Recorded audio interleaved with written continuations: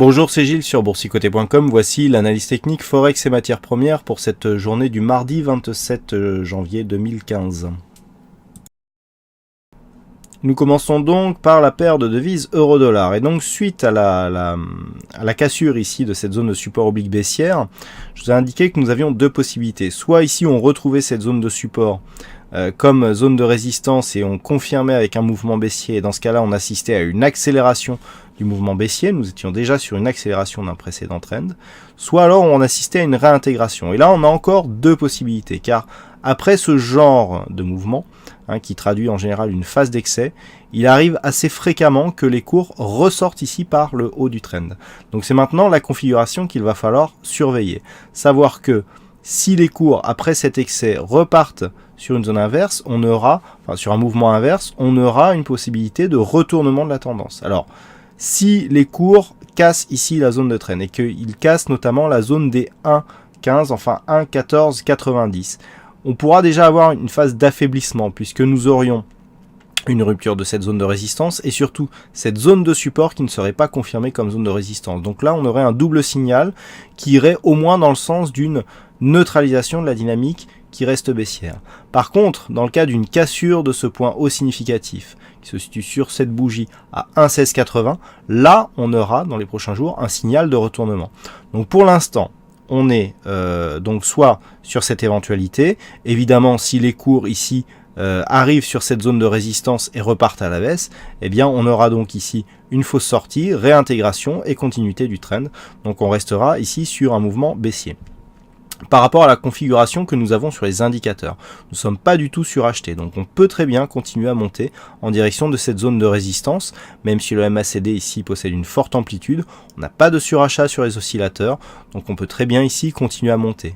On va avoir a priori un contact avec la bande de Bollinger supérieure, la moyenne mobile 20 exponentielle est attaquée d'une manière assez forte, cette zone ici de point bas intermédiaire, la zone de support des 1,1325, après avoir été résistance sur cette bougie, a été validée comme support. D'ailleurs, si on se rapproche un petit peu de cette bougie, ce que l'on peut voir ici, c'est que l'on était ici sur une zone où l'ancien support était résistance. Ensuite, on a testé ici, on a testé la moyenne mobile 20 exponentielle, on est redescendu, on a ouvert sur cette zone de support et on est remonté pour casser la moyenne mobile 20 exponentielle qui est en train de s'imposer comme zone de support. Donc là, on est au moins en train d'assister à une inversion de flux d'un point de vue très court terme.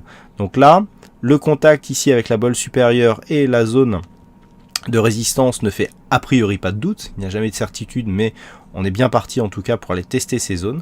Après, en fonction d'une cassure ou pas, eh bien, on pourra aboutir aux conclusions que je vous ai évoquées précédemment. En ce qui concerne la paire de devises dollariennes, nous sommes toujours ici dans une phase de neutralisation, phase qui vous avait été signalée depuis maintenant la rupture de cette zone de support inscrite ici en vert.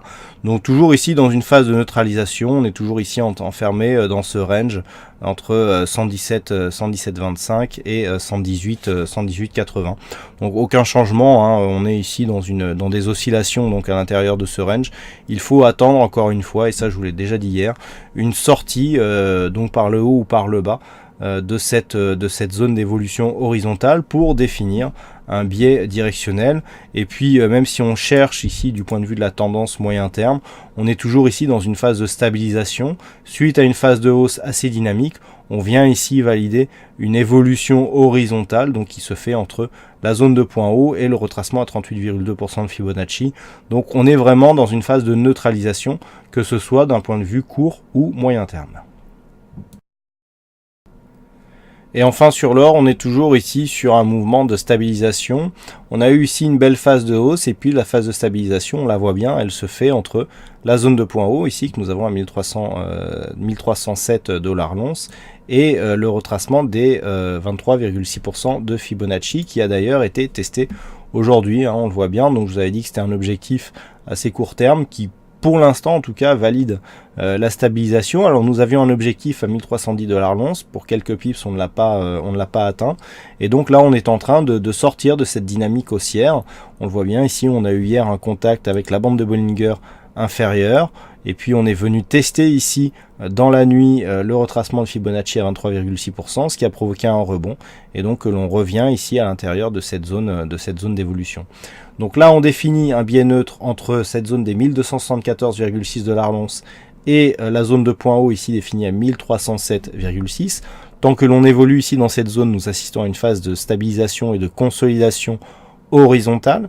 Sur une rupture de cette zone des 23,6%, nous pourrions avoir ici un objectif qui serait défini entre 1254 et 1257 $ l'once, donc pour venir ici chercher le retracement à 38,2% de Fibonacci. Cette éventualité marquerait donc un début de consolidation.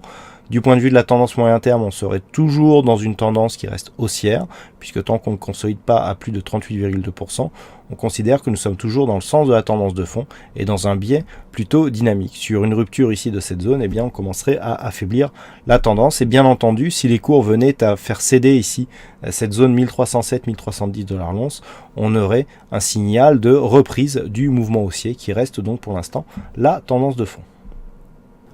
Voilà donc ce que nous pouvons dire sur cette analyse technique Forex et matières premières. Il ne me reste plus qu'à vous souhaiter à toutes et à tous une bonne soirée, bonne chance dans le prochain trade. Et on se donne rendez-vous dès demain pour d'autres analyses techniques, toujours sur le site boursicoté.com. Bonne soirée à tous.